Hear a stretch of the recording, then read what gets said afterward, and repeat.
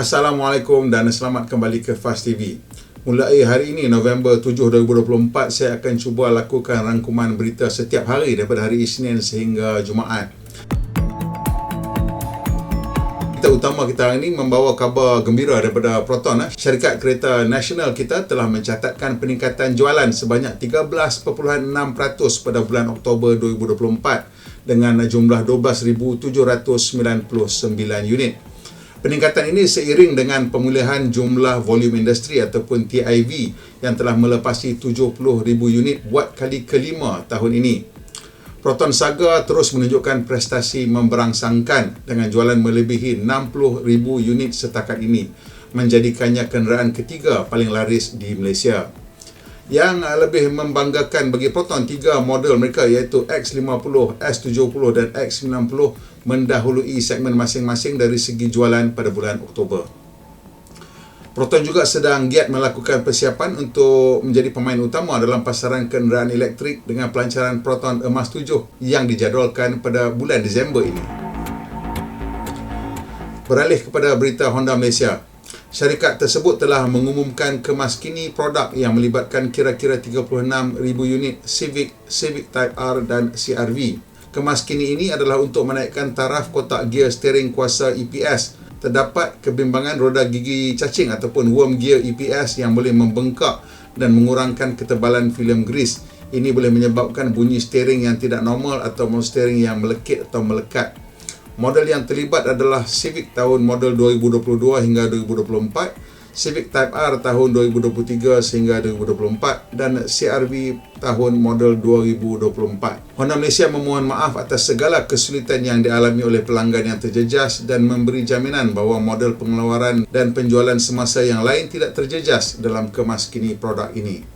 Semua pelanggan yang terjejas akan dimaklumkan melalui surat pemberitahuan. Honda Malaysia akan menanggung kos pemeriksaan, pembaikan atau penggantian bahagian yang terjejas dalam aktiviti ini. Stok penggantian akan tersedia secara berperingkat mulai November 2024. Seterusnya, peminat motosikal pasti teruja dengan pengumuman terbaru dari Ducati. Pengeluar motosikal terkenal dari Itali ini telah melancarkan Panigale V2 dan Street Fighter V2 yang terbaru. Kedua-dua model ini dilengkapi dengan enjin Ducati V2 yang padat dan ringan. Panigale V2 kini ditampilkan sebagai Panigale paling ringan pernah dihasilkan dengan pengurangan berat sebanyak 15 kg berbanding model terdahulu. Model Street Fighter V2 juga menjalani pengurangan berat, kali ini sebanyak 18 kg. Kedua-dua motosikal ini dilengkapi ciri-ciri canggih termasuk platform inertia IMU 6 paksi dan papan pemuka TFT 5 inci. Seterusnya mengenai Stellantis Malaysia pula, mereka membawa SUV elektrik Leap Motor C10 ke pasaran Malaysia dan roadshow C10 Experience sedang dijalankan di seluruh negara, memberi peluang kepada bakal pembeli untuk merasai reka bentuk, kepintaran dan pengalaman pemanduan kereta ini. Jika anda berminat, lawatan ke roadshow ini menawarkan peluang untuk memandu uji jentera C10 dan promosi istimewa bagi tempahan sebelum 30 November. Seterusnya, ini berita mengenai SAIC Motor yang menawarkan promosi mega hujung tahun yang menarik untuk model MG4 EV dan MG ZS EV. Pembeli boleh menikmati sehingga 20 bulan ansuran percuma dengan penjimatan sehingga RM26,000. Promosi ini diadakan sempena ulang tahun ke-100 MG. Dengan pakej ini, MG ZS EV menjadi SUV elektrik paling mampu milik di Malaysia dengan harga RM99,000. Akhir sekali, Continental Tire telah melancarkan program mini di TNG e-Wallet yang memudahkan pembelian tayar secara dalam talian. Platform ini menawarkan kemudahan, keselamatan dan harga yang kompetitif. Sempena jualan Mega 11.11, pelbagai promosi eksklusif ditawarkan termasuk pulangan tunai dan cabutan bertuah. Sekarang kita tengok pula beberapa perkembangan yang paling besar meliputi pasaran EV China yang berkembang pesat, potensi kemunduran bagi satu jenama EV di China dan kemajuan utama dalam teknologi bateri. Jualan kenderaan tenaga baru ataupun New Energy Vehicle di China terus menunjukkan pertumbuhan luar biasa, mencapai rekod baru sebanyak 1.28 juta unit pada bulan Oktober. Ini menandakan satu peningkatan populariti EV dalam kalangan pengguna China yang mengukuhkan kedudukan China sebagai peneraju global dalam penggunaan EV. Lonjakan jualan ini memberi manfaat kepada kedua-dua pembuat EV domestik dan antarabangsa yang beroperasi di China. Walau bagaimanapun, ia juga meningkatkan persaingan kerana pengeluar-pengeluar kereta berusaha untuk menguasai bahagian pasaran dalam landscape yang berkembang pesat ini.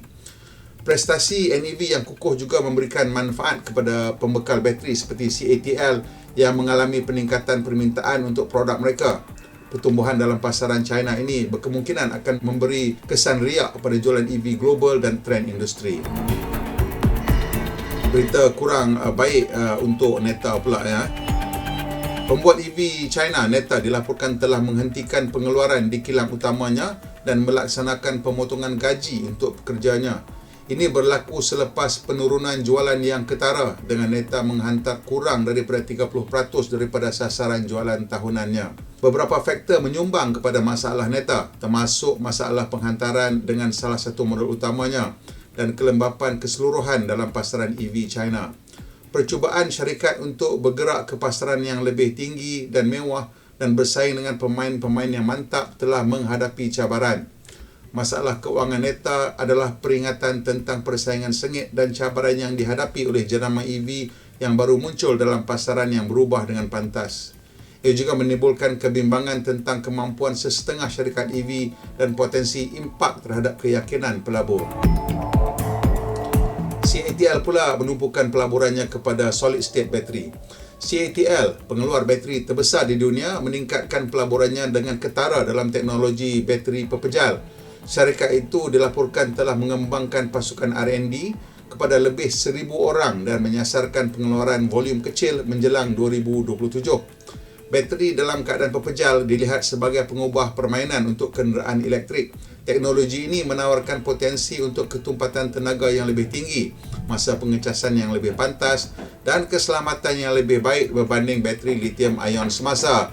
Komitmen CATL terhadap teknologi bateri pepejal menunjukkan tumpuan industri pada penyelesaian generasi akan datang untuk menangani batasan teknologi bateri sedia ada. Kejayaan usaha ini boleh memberi impak yang besar kepada masa depan EV dan seluruh industri otomotif.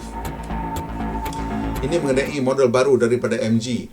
MG telah melancarkan SUV elektrik ES5 di China, menambah satu lagi pesaing kepada pasaran EV yang sudah pun kompetitif. ES5 bertujuan untuk menarik pembeli dengan harga berpatutan, ruang dalaman yang luas dan jarak yang baik. Kemasukan MG dengan ES5 menggariskan permintaan yang semakin meningkat untuk SUV elektrik di China dan kemampuan EV yang semakin meningkat. Ia juga menonjolkan persaingan sengit di kalangan pengeluar kereta domestik dan antarabangsa untuk menguasai bahagian pasaran dalam segmen ini.